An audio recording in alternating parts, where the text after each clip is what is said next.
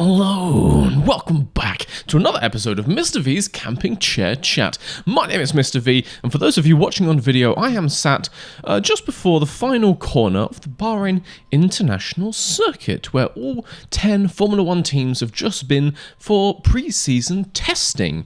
I drove my minibus out here, hopefully that hasn't interrupted anything. We have just had Formula 1 testing on Wednesday, Thursday, Friday last week. I'm recording this on Monday morning, the week after, which means the Camping Chair Chat is going to be coming out a little bit later when you're listening to this. Sorry about that. I was going to film it. You don't need to hear any excuses. It's coming out a bit later. It just is. I will say as well, last night I was hosting Bish Bash Bosh #1, the second running. Don't ask. It started at 0. It just did. Great event if you didn't catch it. Most of you watching the podcast would not have caught it due to the viewer numbers. Wreckfest tournament, absolutely wild racing up and down the grid. Great fun. I recommend you come join us in 2 weeks' time. The final was so crazy. I literally lost my voice. I was going to film this podcast last night. I couldn't talk. I literally lost my voice.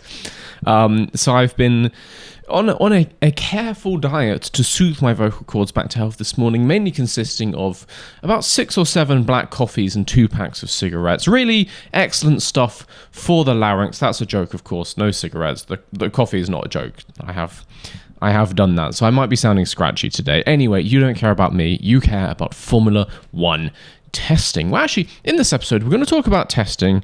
As with every other content creator, we're going to talk about kind of trying to rank the teams, where they stand after testing, even though testing tells us nothing. Not nothing, but not what you expect. We'll also talk about how the rookies have all been looking in testing. And then we'll talk about a little news story, which some of you may have seen if you were following Formula 1 last week, but may have missed if you're still kind of out of the loop in winter break mode. Which is a 2-stop rule has been implemented for Monaco. Or should I say a 3 tyre sets rule, but we'll get onto the technicalities of that later. Not covered in this episode, I'm looking to pick it up next week. We will be covering a new section for this year, MBS, which is specifically BS perpetrated by MBS. There's a jingle coming. We're going to be discussing that and his antics over the off-season with a guest I've got lined up for next week. You better be back for that. But anyway, pre-season testing at Bahrain. Mostly kind of normal business. We did have a little bit of rain on the Thursday. I should add on that, rain in Bahrain, obviously a bit of a rare occasion. And actually, I believe it's the first time we've ever had a wet Formula 1 session at Bahrain. We have never had rain in any practice, any race, or even any testing here. I think we have seen rain in maybe a junior series race or qualifying before, but this is the first time Formula 1's ever had it. It's obviously a big deal.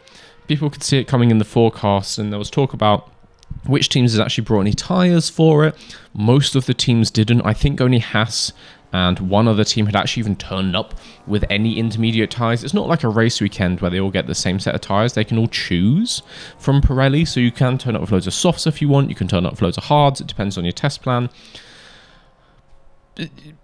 Wet weather testing is completely pointless, I should add. People, when it started raining, were talking about how, all the other teams are caught out. Only Haas can do anything now. Wet weather testing is pointless. Even if there was a 100% chance of rain on that Thursday, most teams would still not bring inters because it tells you nothing.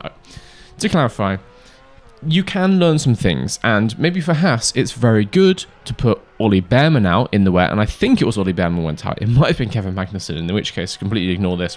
It is good for him to get used to a Formula 1 car in the wet, maybe like, these Pirelli intermediate tyres, which might be different to other wet weather tyres he's driven in the past, for kind of driver practice and maybe team practice, team process refinement. You can learn some things by testing in the wet. In terms of the normal things you're testing in testing, car setup, new parts, validating those against wind tunnel data, etc., useless. Absolutely useless to run in the wet, which is why teams didn't do it.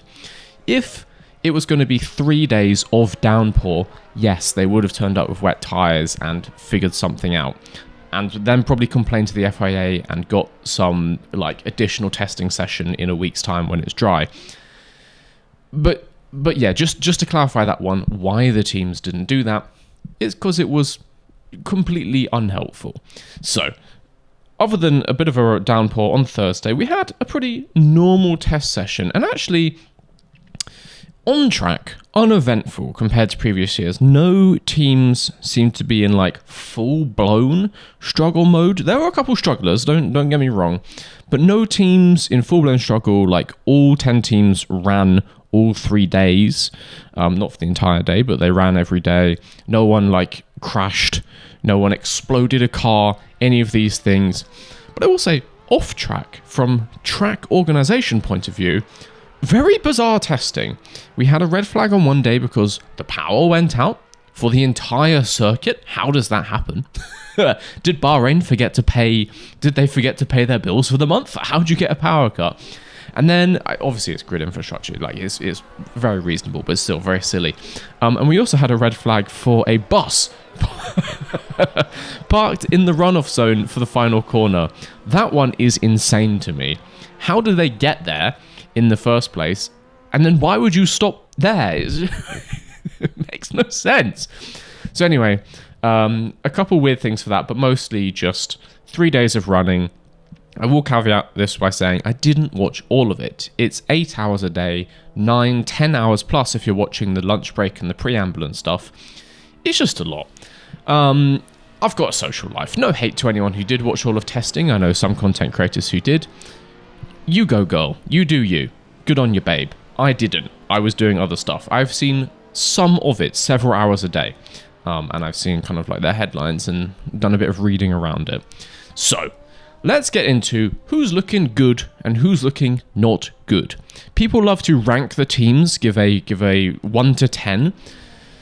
It's important to note, testing tells us nothing, or almost nothing. The times that we see the cars do not represent who's fastest. Williams set the fastest time of testing. Are Williams the fastest car? Obviously, no. I think McLaren set they were 4th fastest in the standings. Like their fastest time was the 4th best. They're not the 4th best team. They are probably the 1st best team. So yeah, testing doesn't tell us anything. Number of laps. Again, the team with the most laps isn't the best team. Doing more laps is a good sign, which really brings us onto what we can glean from testing, which is kind of just vibes.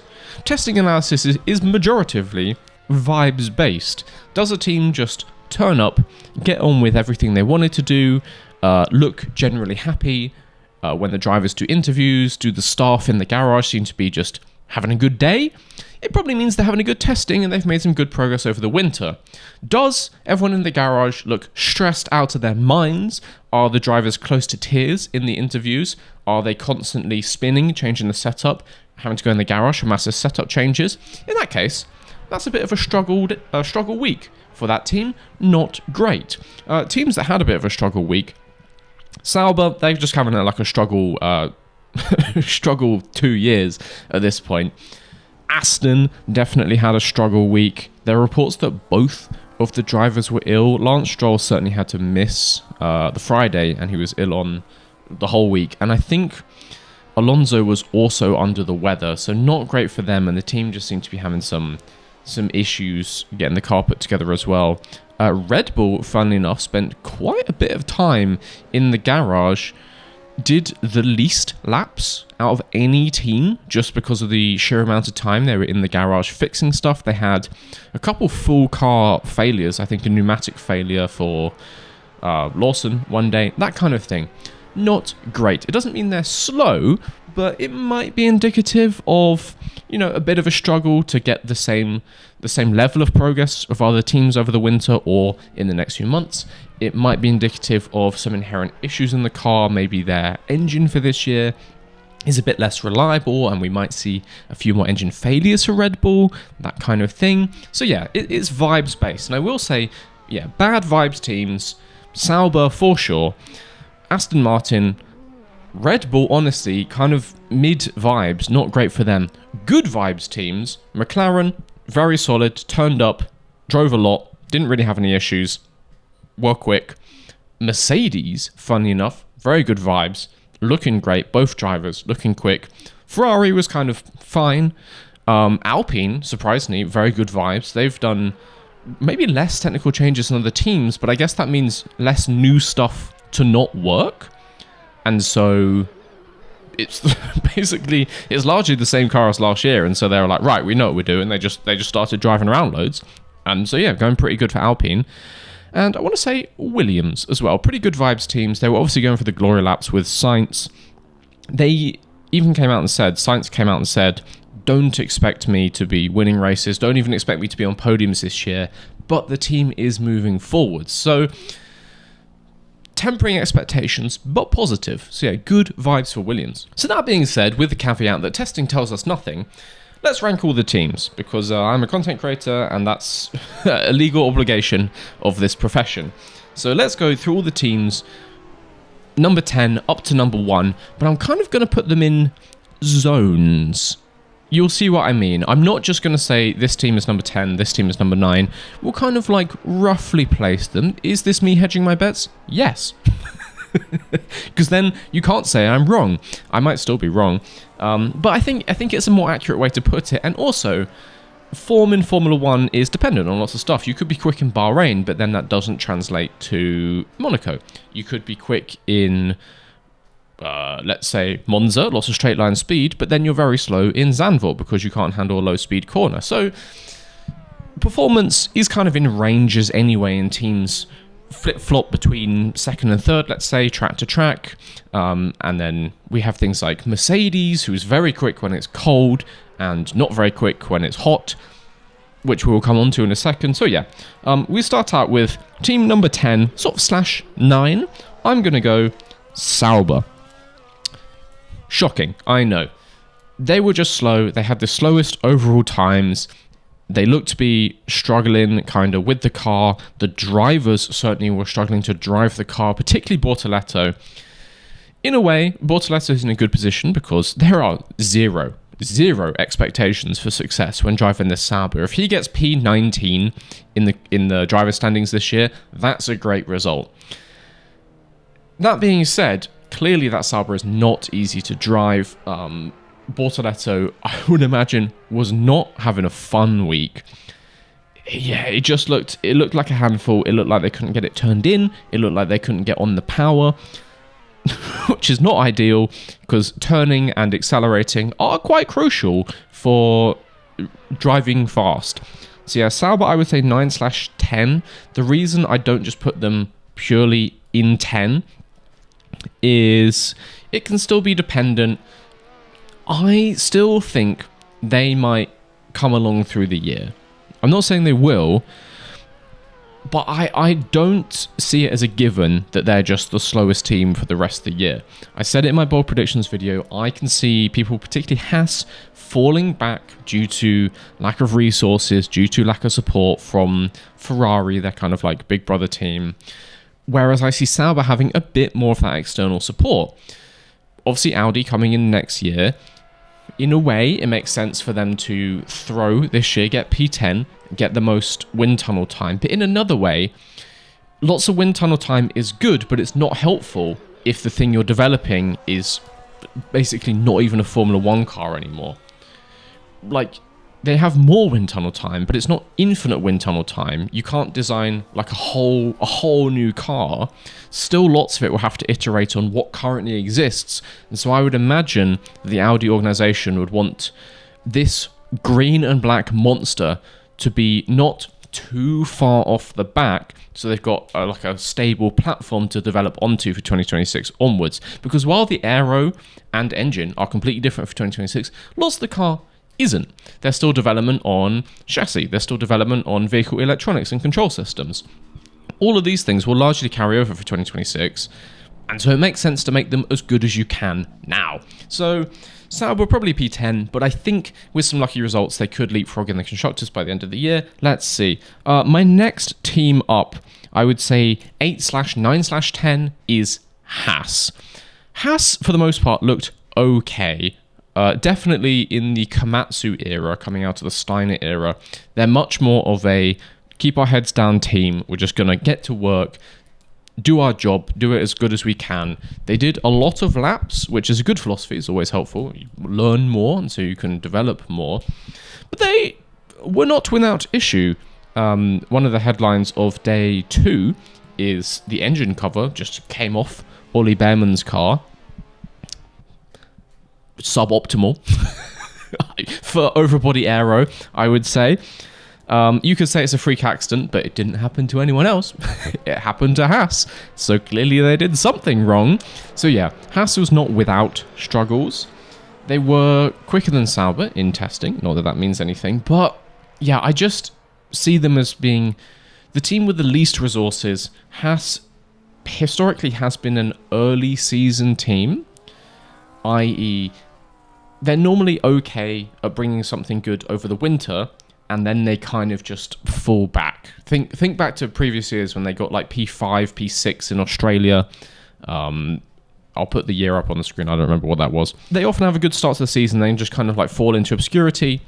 If they're starting in like P8 or 9, falling into obscurity could still put them in that P10 position. So yeah, above them, but still sort of 8/9/10. I'm going to put Racing Bulls, RB, V-Cub, whatever you want to call them. Great livery. And they had a decent testing, less issues than Haas and Sauber. And Tsunoda was certainly just pumping in loads of laps. Hadjar as well, but Hadjar, similar to Bortoleto, seemed to be struggling with the car.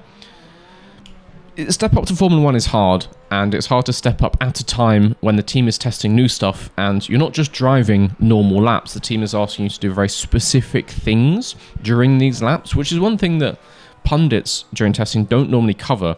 You're not just driving race laps all the time. You might be doing very specific stuff. A very obvious example of that is when McLaren was having Lando do the like full lock steering, kind of Fernando Alonso 2005 style steering, just absolutely hammering the wheel down, massively overlocking the front tires, seeing if they can generate some grip on turn in that way. So the team is asking all 20 drivers to do weird stuff in testing. They might be like, oh, do this weird thing with a throttle down the back straight. Don't turn in as hard at turn 4. We're going to see how we develop heat through the corner with slightly less steering lock, and then maybe like developing new strategies, new driving techniques that way. You're having to do loads of weird stuff while learning a new car in a new formula, and now having the added pressure that millions of people are watching. A lot of people watch you in Formula 2, but it's nothing in comparison to the speculation and the eyeballs that Formula 1 brings. And so it's tough. Hadjar and Bortoleto both clearly struggling. We'll come on to kind of like rookie ranking in a second, but yeah, RB definitely down at the bottom, I would say. We then have a few teams all in the kind of middle region. If we want to call the front of the pack F1, and then, F1.5 is the teams in sort of 5th, 6th, maybe 7th. We then got F1.75 is the teams I just mentioned. On to our sort of F1.5. I'm going to say in the 6th, 7th, maybe 8th range, Aston Martin definitely had a struggle testing, did not do many laps at all. Both drivers ill, reportedly. Also garbage livery, but that doesn't actually make you go faster. It seems that Aston Martin wasn't looking confident in testing, but at the same time, they did have maybe the most interesting technical innovations, at least in their overbody, of all the teams. We saw some air intakes on the side of the driver headrest. They've done more than other teams in developing, side pod and front wing and stuff as well. There is stuff happening at the team. Maybe they haven't linked it all up, but I've noticed the overall media is very pessimistic on Aston Martin, given, the slump they had through last year and their form now, but it's still a team with a huge amount of momentum. Adrian Newey starts today, as I record this, is his first day at work in Silverstone. And even before him, they've had a load of new talent coming in from other teams. I don't see that team wallowing down the bottom for long, maybe in a period similar to McLaren in like 2018-19, where they had a bit of a dip and then they got into a pretty dire situation in the back half of the grid, but they were just building momentum, and so I could see Aston Martin doing a similar thing. I personally think it will come good during this year, And I can imagine us getting an Aston Martin resurgence during 2025. So I'm less pessimistic on them as other people. I think we could see them kind of as high, I mean, even as high as P5, honestly. Currently, no, more like sort of P7. But again, testing tells us nothing. Maybe they're sandbagging just for fun, and they're actually the third fastest team. Then in the same range, 6th, 7th, 8th, I am putting Williams. Kind of the exact opposite to Aston Martin. People very optimistic about Williams. They obviously had those headline figures. Sainz set the fastest lap time out of anyone through this testing. And they were going for lots of glory. But, you know, it's easy to go glory hunting. You can put one lap of fuel in. You can do a full quali simulation, run your engine higher than anyone else. And that's another thing to mention, that not every team is running their engine at 100%. Because why would you? You're just going to damage it. You run it at like 85%, 90%, because you get a massive improvement in life of the power unit if you do that. It seems that Williams were maybe not doing that and just running everything on full as if they were actually like qualifying for the Bahrain Grand Prix. So they were really going for it. People have mentioned that Sainz's best lap time, if that was qualifying for the 2024 Bahrain Grand Prix, it would have put him P2. Obviously, though, we're not in 2024, we're in 2025. If we assume the same progression from 23 to 24 is going to happen again, which is about 0.6, 0.7 seconds per lap, it would actually put Sainz's time more like P10 in Bahrain qualifying, which is better. It's better than Williams did, but I think Albon in Bahrain last year qualified like P12 or something. It wasn't that far off P10. So an improvement for Williams, yes, but maybe not as much of an improvement as lots of people like to claim. That being said, body language-wise, vibes-wise, good vibes. And then a team that I'm putting 5/6, but looking at this, no other team I've put in the 5 range, so maybe just 5. Alpine.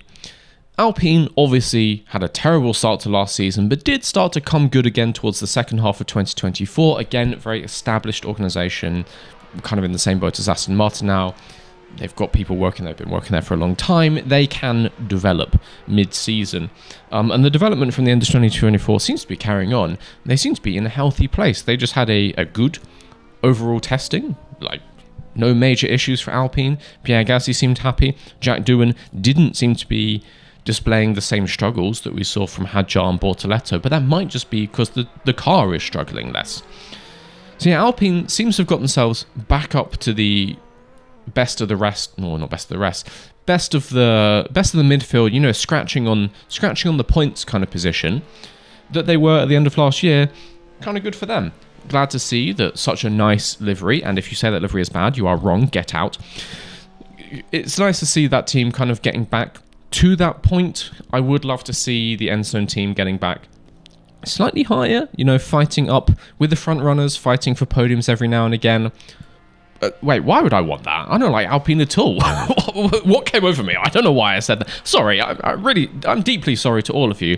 The team that does the Alpine things, you know what? I clearly am sleep deprived or something. Anyway, they seem to be back up there in that kind of 5th best range. Will they still be 5th best at the end of the year? I don't know. Again, I could see a strong surge for Aston Martin, but it's promising for Alpine, but clearly nowhere near the front 4. We still have this big divide between 4th best team and 5th best team. And so Alpine should be kind of like locking in P9s, maybe some P8s at the start of the season. Don't expect them to get any higher though without some DNFs or some like major crashes for cars ahead. And we then get on to the front 4, and very excitingly, it's close. We love to see a close front of the grid in Formula 1. Not going to sound the alarms yet, but we could have another 2012 on our hands. 7 race winners in 7 races. It could happen. It's looking likely that it's looking possible. Just saying. Caution. Be cautious with your optimism, as I said last weekend. But the front 4 is close, which means placing these teams is very difficult, which is one of the reasons I have hedged my bets by not placing them exactly. But I will say in our P4/P3, but no higher than that, Red Bull. Red Bull, it's still Red Bull. They still are quick. They're looking fine, and particularly in the hands of Max Verstappen, that car is still fast. No mistake about it. Like, definitely still a podium contender. Big gap between Verstappen and Lawson, surprising no one, but then again, no one was expecting Lawson to come in and be on the pace of Max Verstappen. But he might need to get a little bit closer. We know how the Red Bull driver circus works. Helmut Marko will be attempting murders very shortly if this doesn't improve, so I really hope for Lawson he can push on from where he is. He's obviously the least rookie of all the rookies, so let's see how he goes. I will say, one thing I do like about Lawson, impossible to know how he is like off camera, just with the team. On camera, incredibly cocky. I know it certainly rubs some people the wrong way. He's a little bastard lots of the time, but kind of in the best way possible. And you need that. You need that sometimes in Formula 1, because if you do all these laps and you're whatever, 0.5 off Max Verstappen, sometimes all you need is you turn up and be like, I'm still going to beat him anyway. You need to have that attitude. You have to be fully delusional sometimes to be a great athlete. And so that is one element that I actually kind of appreciate from Liam Lawson, and I think it will serve him well in that Red Bull driver bonanza. I think he'll be all right, but the lap times do need to get a little bit closer to Max. But yeah, of the top 4 teams, Red Bull certainly seem to have the most struggle of this testing. As I said, a couple like total car failures, a lot of time in the garage, least laps overall.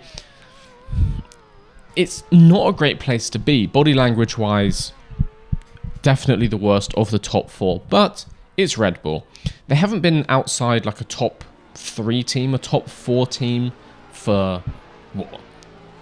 Since 2008, 7? They make good cars. They do know how to make a car, so I think they'll be fine. Definitely still a podium contender. We will see a Max Verstappen win this year. But if he wants to make it 5 in a row, this is going to be the toughest one yet. Unless they're fully sandbagging, which is the kind of thing Red Bull would do. But anyway, on to our next team. A team which lots of people are very optimistic about. I want to, again, be cautious on expectations. Mercedes. I'm going to place them in the 2, 3, 4 range. Ignore the police car outside my window. They were looking great. Mercedes had a fantastic testing. They were getting out there, they were getting a lot of laps in, both drivers looking hot. I will say Antonelli looks easily the most comfortable of any of the rookie drivers. Anytime we cut to an onboard of him, full send every lap, even the laps he wasn't going that fast, like he's driving. And I like that. I like that attitude, because unlike in Monza last year, he was driving, but in a way that didn't end in the wall, which is really good in Formula 1. That's just called being quick. Certainly seems to be the closest to his teammate of all the rookies as well. Really nice. Body language looks good for Mercedes. Car looks fast for Mercedes. With an asterisk. Bahrain was very cold, unusually cold for this testing week. And as we know from previous years, Mercedes, when it's cold, really comes alive. I don't know what it is about that car. I don't know if they have some like hyper-aggressive cooling philosophy under the bonnet there. I don't know if they have like one tiny radiator the size of like a fucking Freddo on the back of that engine, and so if you have anything more than freezing cold temperatures, the engine explodes and they have to run it on 10% power. I don't know. But there's basically 2 different Mercedes in the last couple of years. Cold weather Mercedes and hot weather Mercedes. With the cold one being maybe even the best car in Formula 1, genuinely. It was cold in Bahrain, and surprise, surprise, Mercedes was very quick. But the first 2 races of the year, Australia, we'd expect it to be hotter. The actual Bahrain Grand Prix, would expect it to be hotter. Saudi Arabia, etc., etc. Will we see this hyper-confident testing Mercedes in those first 2 races? I'm not so sure. I think in hot weather they could still be behind Red Bull, so I want people to be cautious on that, but you never know. You never know. With a cloudy day in Australia, I would go all in for a Mercedes like double podium or even a win. Like, genuinely, that car is rapid when it's working. We then have a team that I would put 2/3, but definitely no lower than 3, like Ferrari. Ferrari is clearly better than Red Bull, I would say. Definitely behind McLaren, and condition depending, level a bit above, a bit below Mercedes, but Ferrari definitely above Red Bull. I think we can say that much. They were having a good time. Lewis Hamilton's still in his honeymoon era, very positive in all his interviews. Maybe not so much on the last day, he was kind of like getting a bit more realistic, but he was seeming very positive. Charles Leclerc was a bit more neutral, giving the kind of standard company line. Oh, it's looking okay, but we need to keep working before Australia. Just standard corporate stuff. But they were looking good. They just had a solid testing, no major concerns. Maybe not as quick as McLaren up ahead, but solid. I would say basically the same place that we left off last year, which is how most years start. People think that cars can move up and down the grid 5 places. Not really. If you finish the season second fastest team, you normally start the next season second fastest team, and that certainly seems to be the case for Ferrari. Again, yeah, condition dependent. They could be behind the Mercedes. They could definitely be behind Max, maybe even Liam. Condition dependent. It's condition dependent. I'm going to keep saying that. Number 1, it's McLaren. Didn't have the fastest overall lap time of testing. Didn't have the best qualifying runs, but just turned up, did their job. Painted the car fully green with FlowViz.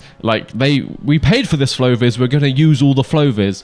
But yeah, they clearly got a lot done in testing. They clearly turned up with a solid package. They seemed to be aware of how to operate that solid package, and they had very good pace on long runs, looking good. Drivers look confident, particularly Lando Norris. Oscar Piastri having a little bit more of a struggle getting this car completely locked in. But even Oscar's struggles, I would say, are faster than maybe any other team. Lando Norris, though, seems to be very at one with this car already. Excellent news for him going into Australia. It's hard to say that anyone else is a favourite to win. A season is a long time. Max Verstappen was in the same position at the start of last season, and look how that ended up. But at this current point in time, Norris is the one to beat. So, enough waffling about car performance, which is complete speculation, and you've probably seen it. It's been done to death by every news organisation and every content creator already, so enough of that. Let's do something you maybe haven't seen. Mr. V's rookie leaderboard so far. We have 6 rookies coming into this year: Bortoleto, Hadjar, Doohan, Lawson, Antonelli, and Oliver Behrman. How are they stacking up? How are they looking in their respective teams, in their respective cars, going into the 2025 season? I'm going to do this in a completely random order. Starting in number 6, Isaac Hadjar. He seemed to be having a bad time. He was just not having a good time. I said, similar to Bortoleto, both of them seem to be struggling with their respective cars. But I don't know, just the vibe of it, it gave more of a feeling that Bortoleto was just driving like an undrivable car, and Hulkenberg was also struggling in the Sauber. Whereas over in the Racing Bulls garage, Yuki Tsunoda just had like a quiet, pretty solid testing, but then Hadjar was just not figuring it out. Also, obviously coming into it, Bortoleto is a back-to-back F2 and F3 champion. Isaac Hadjar is not, so his stock was higher as well. So if his stock was higher and then they had the same testing, then Bortoleto's stock would still be higher. So I'm going to have to put Hadjar P6 going into the season. Someone has to be it. He's still a fantastic racing driver, but yeah, even in Formula 2, anyone who knows Formula 2, anyone who would have ever listened to an Isaac Hadjar radio message, he's an emotional driver. He's not like a calm, collected, get my head down, put the laps in kind of driver. He runs hot. That works to his advantage because if you are like emotion-based when those motions are in a good place and when momentum's on your side, that normally equates to being one of the fastest people on track.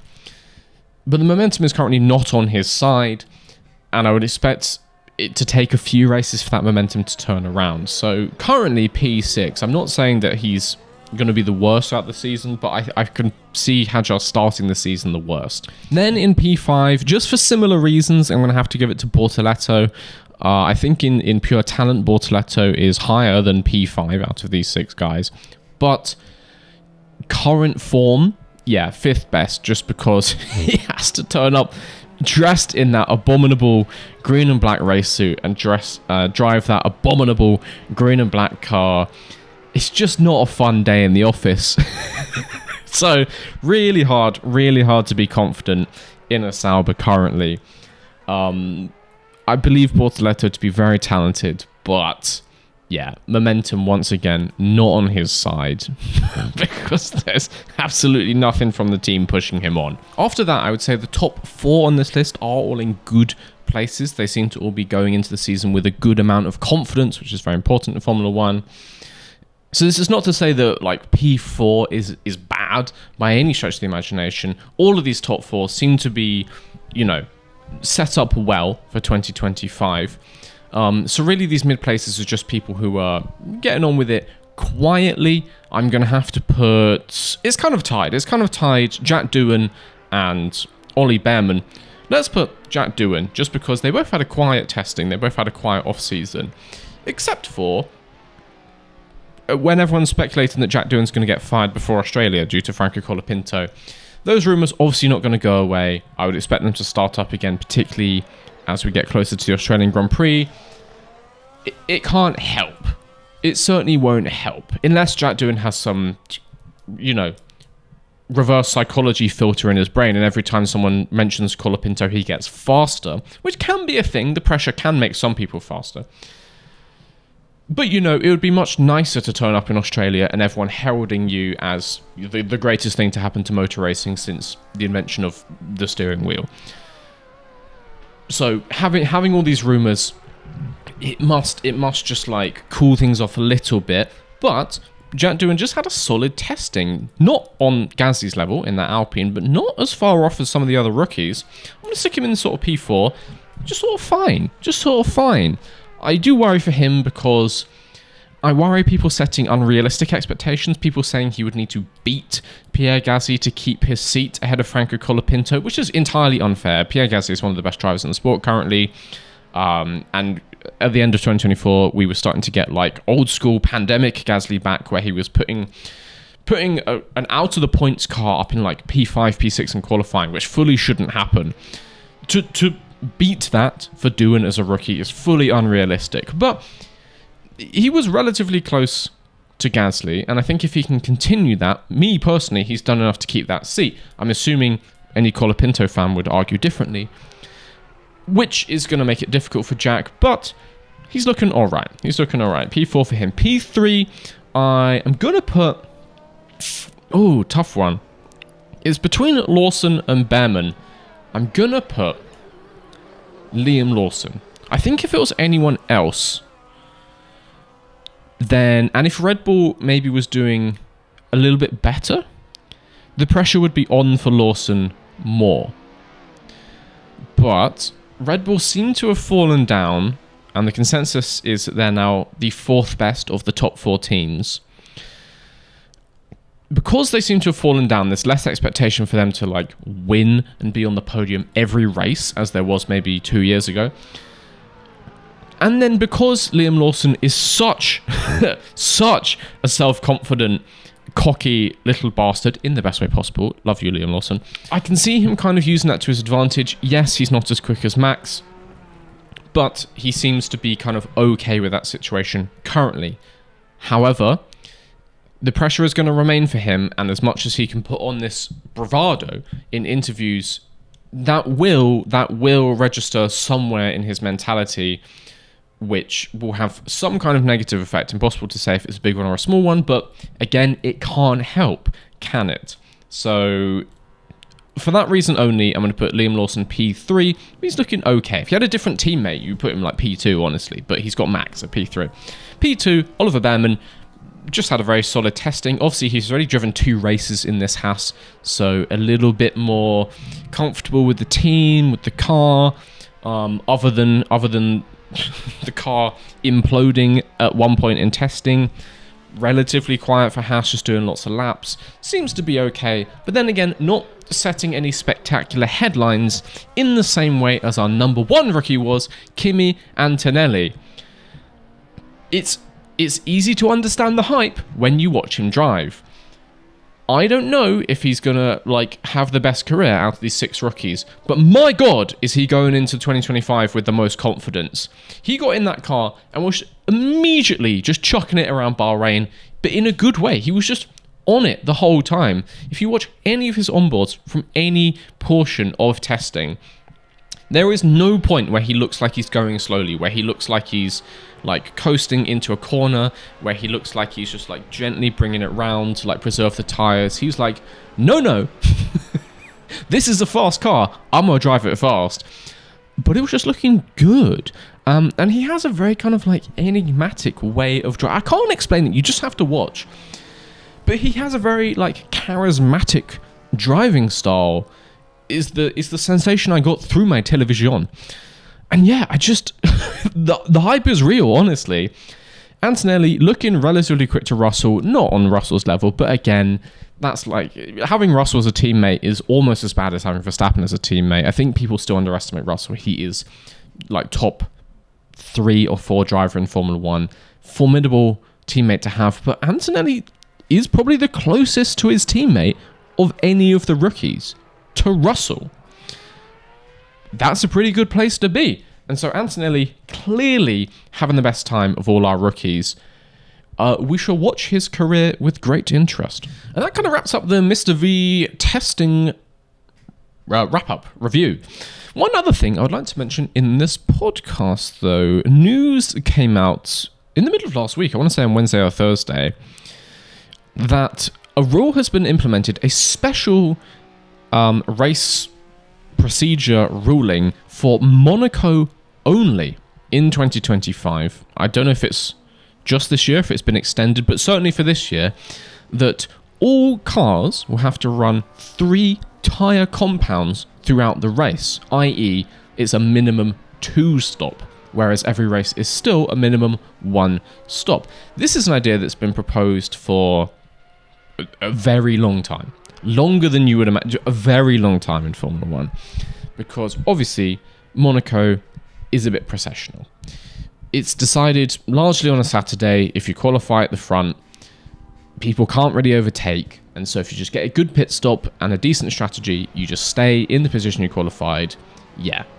The idea is that adding in another stop adds so many more variables into strategy. It's unlikely that every team would be on exactly the same strategy, as often happens with a 1 stop, and so we'll get a lot more tyre offsets, therefore people fighting, more opportunity for overtakes, just a more interesting race overall. An argument could be made that we should do this for every race on the calendar, but I'm not really all for artificially generating drama in a race. Why not mandate a 49 stop strategy in races that have 50 laps? Then we would get 50 quali laps. It would be fun, but it's artificially kind of inflating the drama of the strategy of the overall race. But it makes sense for Monaco. I think it's good. I think it's a good idea. I do think it will improve the Monaco Grand Prix. Will it turn the Monaco Grand Prix from boring into good? No. I don't think so. I think overtaking, even with massive tyre offset, will still be very difficult. But I do think it will increase overtaking a little bit. Teams that are really on it and teams that have a very functional strategy department do just tend to congregate on the same strategy anyway. So I wouldn't be surprised that even with a 2-stop, all the front runners just do all the same strategy anyway. Basically, if you start on the same tyres as... If you're in P2 and you start on the same tyres as the guy in P1, from that point onwards, it's very easy just to spy on them and figure out what they're going to do. And so even if you had a different strategy planned, you can just change your strategy into the same as theirs, which is typically the optimal thing to do. Like, you can't fall behind them on strategy, at least, if you just have the same strategy. So we'll probably see that, but we'll see more of teams in kind of like the P10 position being like, why not? Why not do 1 lap on softs, like 70 laps on hards, and then 2 laps on softs at the end? Why not? Just try it. So we will see some of this. It will add some kind of intrigue to the racing. I think it's good. Is it an overall fix for Monaco? No. What we need to do, ideally, is knock down just basically every single apartment building within 500 yards of the track and completely redo it. Yes, that puts some people out of a home. Yes, that would cost hundreds of millions, if not billions of euros, but I think it's worth it for some overtakes in the race. It's either that, or, as I proved to be a fantastic idea in the Monaco but ruined video, big ramp over the swimming pool. It might be bad for the suspension of the cars, but it's certainly fun to watch. Just think about it, Formula 1. Ramp is cheap. It's real cheap. So yeah, I just think that's an interesting news story that might have slid under the radar just because of the time it came out, because not every Formula 1 fan is following Formula 1 through testing or through the winter at all. So that one might have slipped you by, and it would have been overtaken by, like headlines about science going P1. So Monaco is going to be a 2-stop. The purpose of putting the wording as a three tire set strategy is because it accounts for things like red flags. If you mandated 2 stops, it would mean if we do have a red flag and teams tire change, it's then basically 3 stops. So if we have 2 red flags, the teams can change tires twice and then don't actually have to make an in-race pit stop. 3 tire compounds, not 2 stops, but that basically means 2 stops. You get it. You understand. And so that concludes the camping chair chat for this week. The camping chair seems to be waning away underneath me. I don't know how much you can hear the creaking in the microphone, but it is creaking. I'm going to put it to rest for another week. It will be back out in a real location, in a green screen location. One of those, but it'll be back out next weekend when I should have a guest for you. We're going to discuss kind of a wrap-up of all the other off-season happenings in the final camping chair chat before racing resumes in 2025. Join me then, wherever I may be. Until then, have a fantastic week. Make your car go vroom vroom. Stay hydrated, I guess. I've been Mr. V, and I'll Mr. C you later.